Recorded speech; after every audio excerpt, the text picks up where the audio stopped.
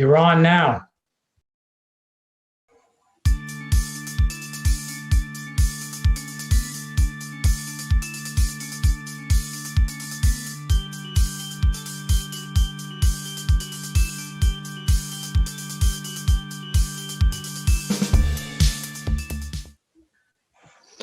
Hello, everyone, and welcome to the Wednesday, March 31st edition of the Hopkinton Hangout Hour. I'm your host for this evening, Matt Clark. It's been a while since I've been on here to host one, and not for the lack of things to talk about. Tonight, we're going to be having a little episode of Geek Week for your viewing pleasure. And tonight we have a very special topic to talk about, something that's very near and dear to my heart. Like I said, there's plenty of things we could have talked about recently. We could be talking about the Zack Snyder Justice League cut that just came out, the Marvel Cinematic Universe Disney Plus shows that have been airing recently and are very good. But we've talked a lot about superheroes and things lately, so let's talk about something just a little bit different.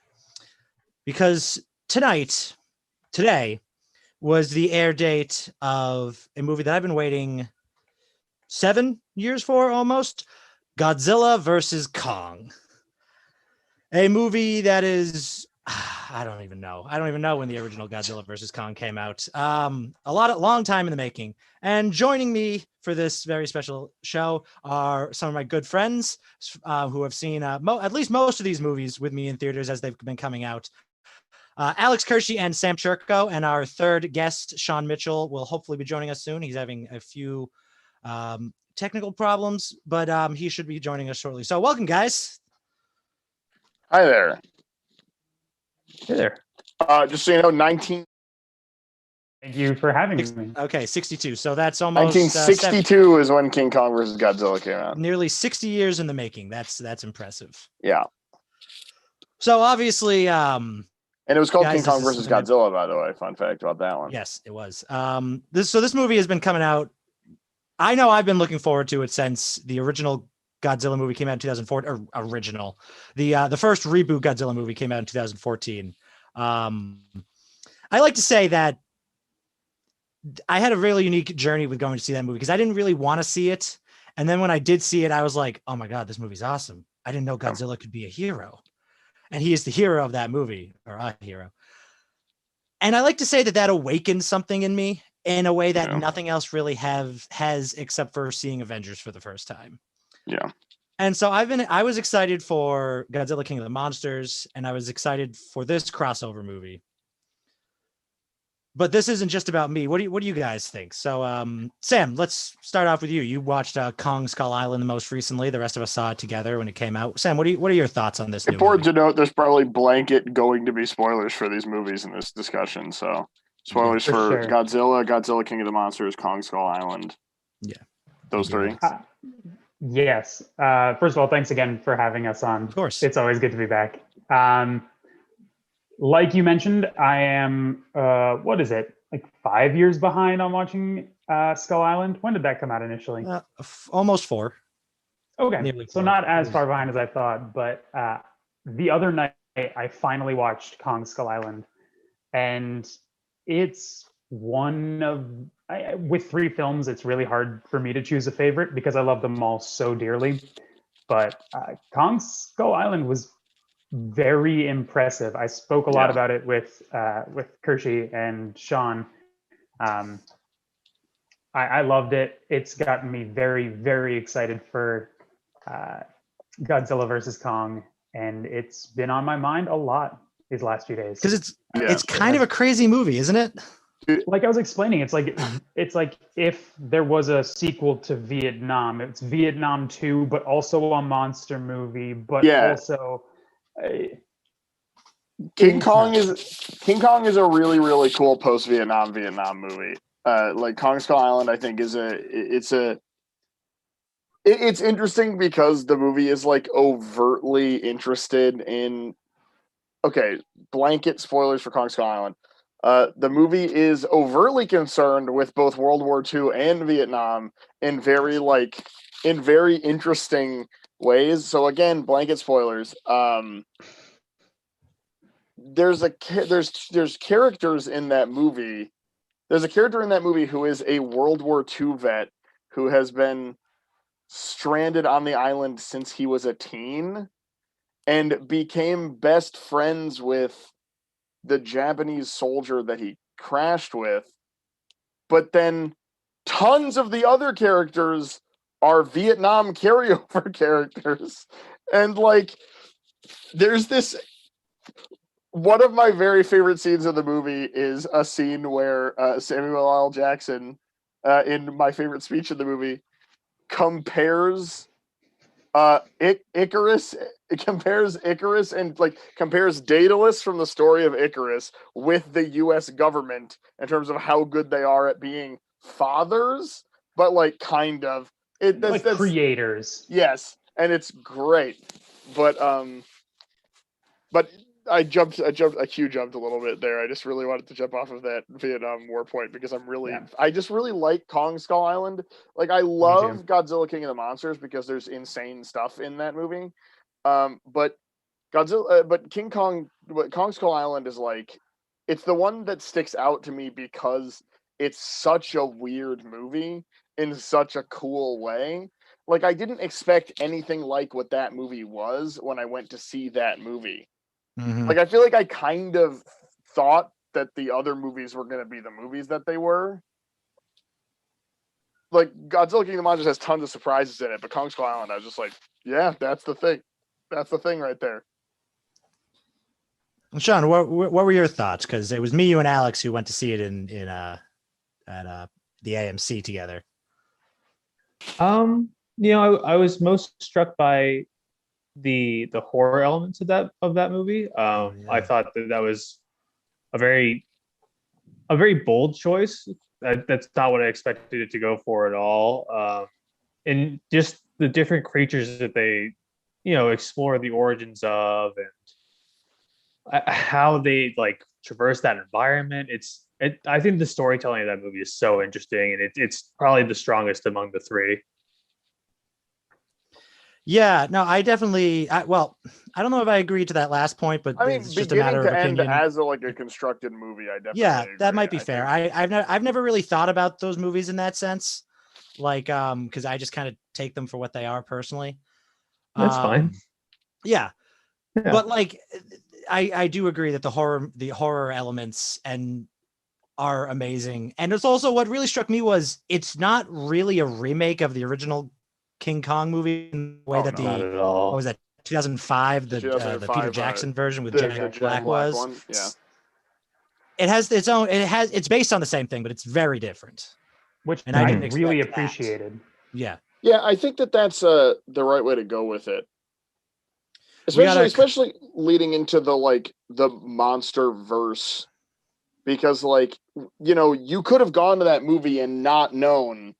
Like if you didn't go to the internet, like if you didn't know what the internet was, you could have gone to that movie and not known that it was going to be in the same universe as the new Godzilla movies. There's again, huge blanket spoilers. There's like a twist after credit sequence kind of. I forget it was actually after the credits or not, but an epilogue of sorts where there's cave paintings of extremely famous Godzilla monsters, and it's like, oh my God. Actually, one of the really interesting things about the creation of this movie is a King Kong movie reboot was planned before.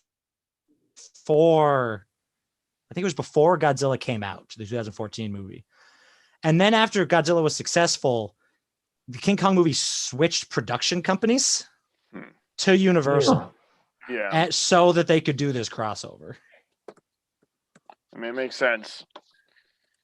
We got a comment from Mike Tarosian, who's obviously in the background running the show.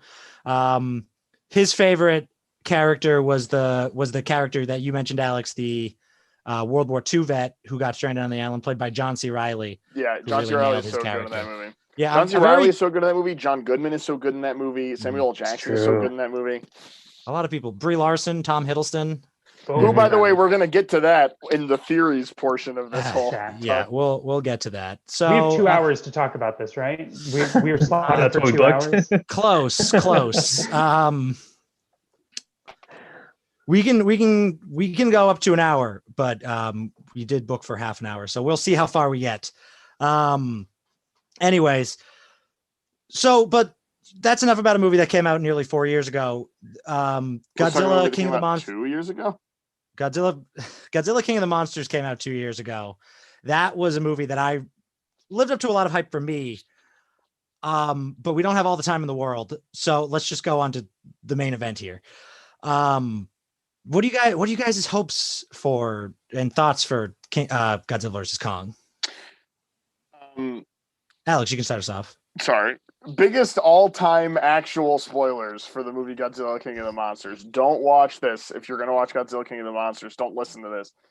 I always try to be really careful with these, and it's difficult. There's a thing that happens in that movie, I guess is the best I'll do it, that makes me think that a character who is supposedly dead is going to come back as not a human being, but instead Hedorah, the giant trash kaiju, the giant smog irradiated monster, right? Smog monster, garbage monster kaiju. And I think we're going to get a heroic Hedorah. That is my biggest top shelf tinfoil hat theory. Wow. My It's a pretty big tinfoil hat. Well, it also spawns out of a lot of things, including one of the directors of that movie saying as a joke in an interview, no one's ever really gone when asked about that character. But then I was like, hold on. They built some beats into that scene in the movie that make me think at least that character is going to come back as a kaiju of some sort. I think that one for personal reasons, not for any major reasons. But then the other big thing is there's a throwaway line in Kong Skull Island about how the people who live on Skull Island, because of their like diets or something about the island, tend to live for longer periods of time and age slower, which is I think part of the explanation for why John C. Reilly isn't like he wouldn't be elderly at that point, but like he's definitely seems younger than he's supposed to be by that point, right? Mm-hmm. If you do the math. No, I guess I mean does John C. Reilly read as 50? Well, I guess you could late 40s. John C. Reilly could read late 40s. Or I mean, if he's in his 20s in World War II, he could have been 18 in World War II, though. That's the thing. Well, I mean, he has a son. We know that. That's a plot point. So that's also true. Late teens, early 20s ish, and then it wasn't more than 30 years, right? So between the end of World War II and the end of Vietnam, right? Yeah, I mean, the movie probably takes place in like 1975, right? I mean, we have to somewhere in there. Yeah, so that timeline seems to track for me. 30 years, yeah. But that's the thing is because all of the characters who were in that movie are eat on the island, like they don't just not eat for the whole time they're on Skull Island and they like hang out there. I suspect that the Tom Hiddleston character and the Brie Larson character at the age they were essentially in that movie, like not with age makeup or anything, are going to show up finally in Godzilla vs. Kong and reveal that they've been like secret agents working for Monarch in the shadows because they can't exactly publicly reveal that they are ageless beings. I certainly would love for that to happen because I loved them in that movie. Mm-hmm. But there's going to be so much in this. I mean, obviously Godzilla and Kong. Okay, sorry, I don't have to go the whole way. They're going to fight for a bit. And then that's been my thing. I realized about a year ago, I was like, wait a minute. They're gonna fight, and like everyone talks about who's gonna win, Godzilla or Kong, but it's like it's not about who's gonna win because they're gonna fight for a bit, and then something is gonna come that they have to team up against. Because that's because they're both explicitly in this canon, like they're not like friends of the humans in the most traditional sense, but yeah, they're forces of nature intended to balance or protect it in some way, like protect this world. Mm-hmm. So I know unless Godzilla's like goes crazy and that's the lore, and then like King Kong is they're like we got to get Kong. Only Kong can fight Godzilla. So then they'll be like, oh, it's Space Godzilla or Destroyer or somebody controlling it. So I know who I want to show up. But we can get to that later. Sam and Sean, do you guys have any predictions or wants, dream picks, as it were? I actually brought some data about who could win this fight. As most of you know, I'm a 7th grade teacher in a nearby town. So I polled the kids today who would Ooh. win, Godzilla or King Kong. With a total of 8 votes, they said, I don't know. With 28 votes is Godzilla. And with 33 votes, it's King Kong. Wow. So Wow. if we can trust 7th graders to make predictions about film franchises, I got to give it to King Kong. It could happen. It could very much happen. I I mean, mean, Kong's probably they're pretty smarter than split. King Kong, right? Well, Yeah, that was I would argue that the weirdest thing about Kong is his ability, like Kong, like the thing that we know Kong does in every version, in the version that's not a Toho movie, because don't forget the Toho King Kong, which is like kind of the space we're in, is a different, separate, bigger King Kong than the like OG King Kong, and that Right. was true even in like the 60s. Like they were two distinct characters, both called King Kong, but made via processes of legal allowances and stuff like that. But point is, even Toho Kong and normal Kong, we always see like grabbing jaws and like he's always fighting lizard-like things and grabbing their jaws and snapping their heads and going like that to them and like that to them and stuff. And Godzilla doesn't wanna seem too to be out of graphic. his expertise. Yeah, like I mean, Godzilla's got a smaller head than most of the things that King Kong fights relative to his body, but that doesn't mean that Godzilla's got a small head. Godzilla's got a huge head. Godzilla's big. That's my point of the day. Godzilla's big. Godzilla big. Sean, do you have anything to add? I guess as far as hopes go, I'd love, not to rain on Alex's parade, but I would love to see like a villain Ghidorah, and that obviously our protagonists team up against, and I'd love to see like cameos from like Megalon or Jet Jaguar, just ridiculous kaiju. Dude, that they could Oh, go I so want Jet crazy. Jaguar to with it. show up eventually so bad. They went so crazy with the last one. I honestly thought that this might be like the. Well, that's kind of what I'm saying is that I guess broadly, I just kind of want them to do like weird things with who's heroic and who's not, because like there's Yeah, people who have obviously historically been heroic, right? Like Mhm. Godzilla eventually, as I mean, we don't have to get too into like the geopolitical reasons why Godzilla exists the way that he does, but like as Japan's relationship with nuclear power changed, and as like the world's relationship with nuclear power changed, and with the U.S., which is a extremely significant aspect of that, they kind of reframed how they felt about Godzilla culturally, which is why Godzilla becomes this force for good in the Godzilla movies. But like nevertheless, a dangerous force for good, something capable of great destruction, but ultimately great. But then like Anguirus helps out Godzilla sometimes and stuff. Like there's all these like little guys. True. I really thought Anguirus was going to show up in Godzilla King of the Monsters. There's some cool choices with what happens in that movie, but they kind of deliberately strayed away from introducing too many of the additional like cool like kaiju that like we all know the names of. I mean, like the ones we just- already know. Yeah, they couldn't just throw in every famous kaiju that we know about. Yeah. Right. As much as it Not would be all at awesome. once. Yeah. I mean, we got the big 3 additional ones, I think, in King of the Monsters. We got Mothra, who's my actual favorite kaiju. We got Rodan, and we got King Ghidorah. Yeah, I love Rodan. We have not gotten, I think, any of my top 5 favorite kaiju yet. Rodan might be top 5. I love Rodan. I also love Mothra, but there's a lot of weirdos in there that I'm just really hanging out for. But yeah, King Ghidorah was one that was like obviously going to happen as soon as they were doing a movie which had multiple kaiju in it. Yeah. Yeah. I have to say, my hopes for this movie Yeah. is because I think that I again, I might be misremembering and I still haven't checked. Which is weird because I have the last movie on Blu-ray literally right behind me. I think that at one of the things that happens at the end of King of the Monsters is that there's a giant flower in one of the cities that was destroyed. I believe that's So right. I think there's a chance that we might get Biollante. Yeah, but like it gotta be heroic Biollante, right? Because No, not necessarily. yeah, if there's a big no, because yes, necessarily in lore, right?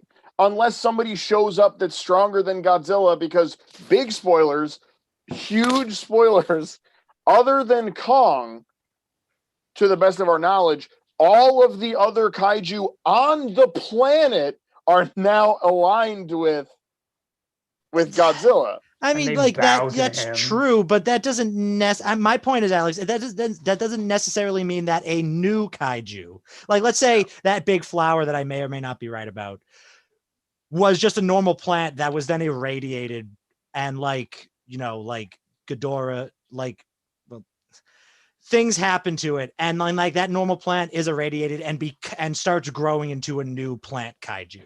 Yeah. If that kaiju becomes fully formed, however many years later this new movie takes place, it's not necessarily That's fair. gonna bow down to those the same alpha. rules. I also think like my actual thought about this is that if like we're explicitly told that Godzilla leading the like big spoilers, that Godzilla like leading this group of kaiju around alpha. is like mostly good for the Earth. Like there's this big weird segment at the end of the movie where they're telling you all this incredibly rad lore over a great cover of Godzilla by Blue Oyster Cult. But like the only ones we know are not involved in that is Kong, because they're like converging on Skull Island, which big anxiety about what that indicates. But that's why I kind of theorized that maybe there's going to be like a thing, a machine or something related to Mecha Godzilla or something related to Space Godzilla or Mecha King Ghidorah or something like that, where like there's like a signal or something and it messes up the way that the kaiju like communicate, or like it messes with their minds in some way, because it would be an easy way to justify Godzilla being like a more villainous Godzilla and therefore King Kong needing to step in, or vice versa. I think the first one is more likely because in canon we knew about Godzilla as a heroic protector after we knew about Kong as one.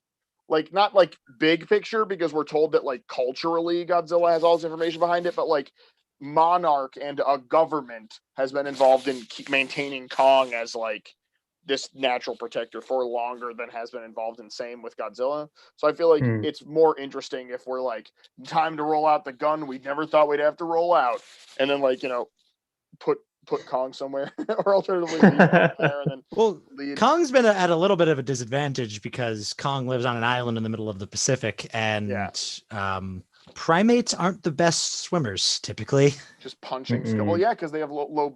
Well, that's fair. What percentage body fat do gorillas have? Not too much. That's not important right lot. now. But I mean, so like my point being, like they can still float. Kong, like chimps. Kong can't like just go out and meet Godzilla somewhere.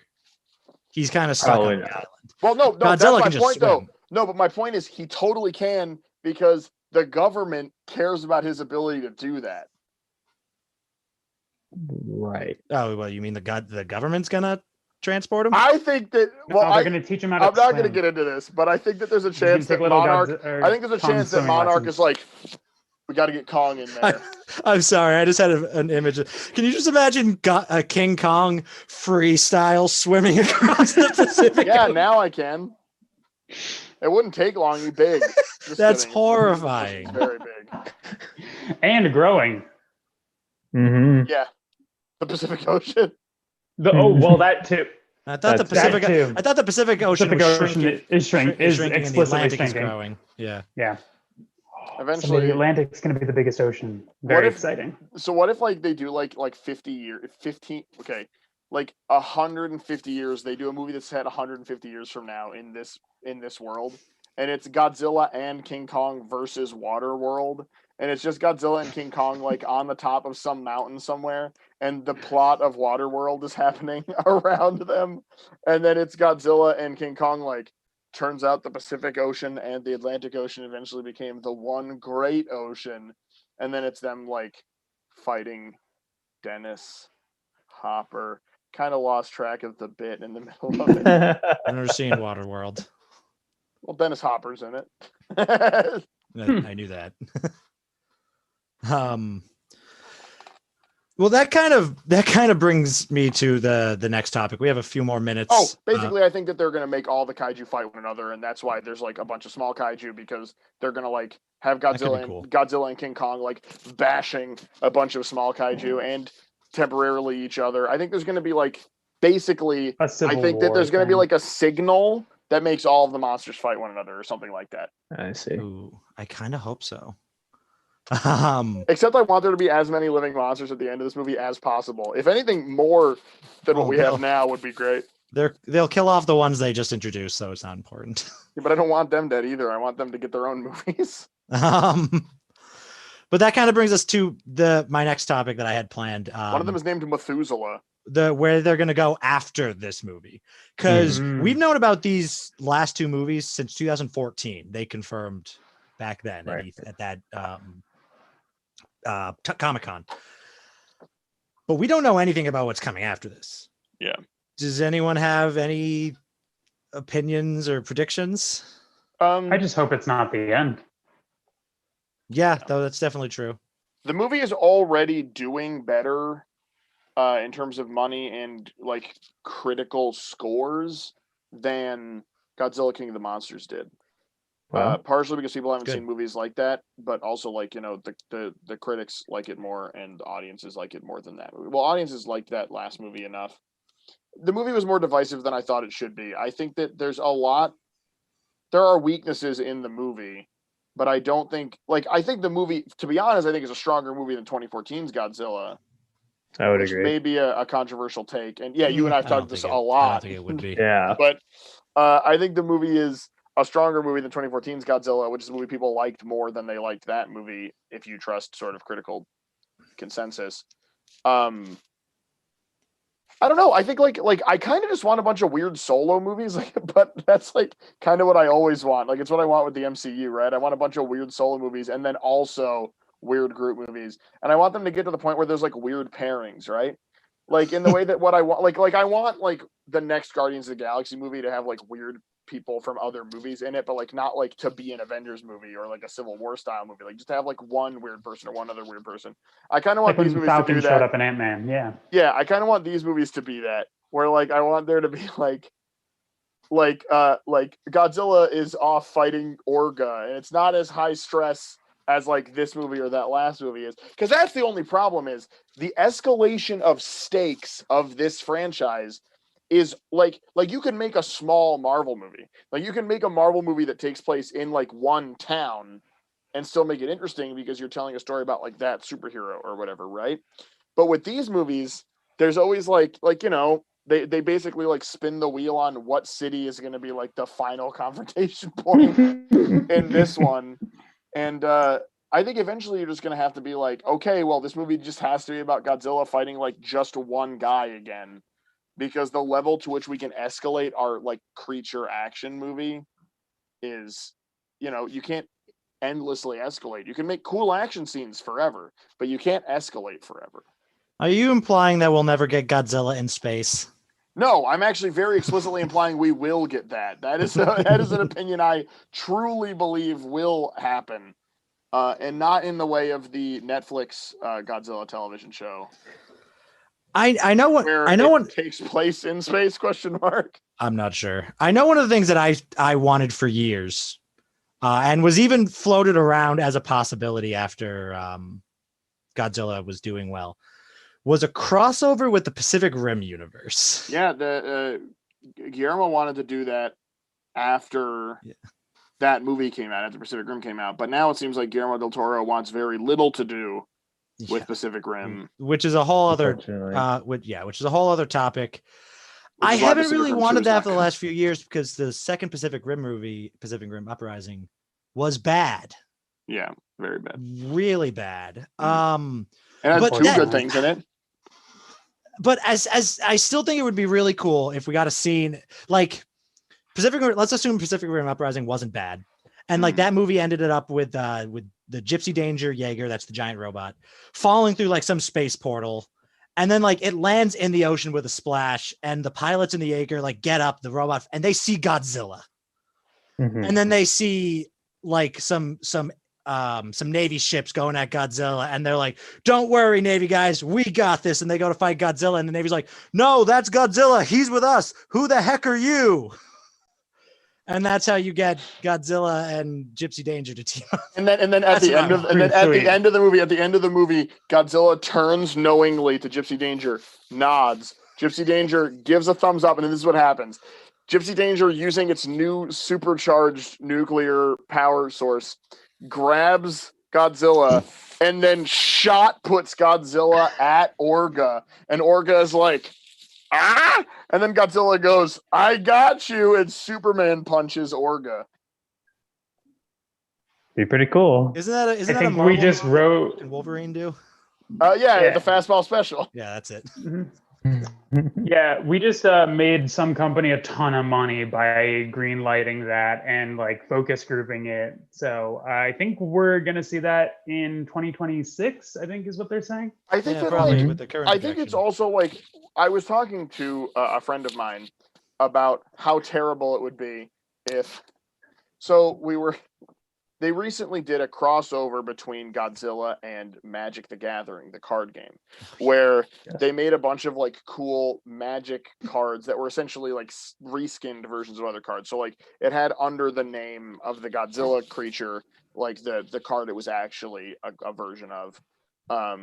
Because they didn't want to make mechanically unique cards for that. Smash cut to less than a year later, they did it for The Walking Dead because of a way too long topic of conversation that I don't want to get into. But Really?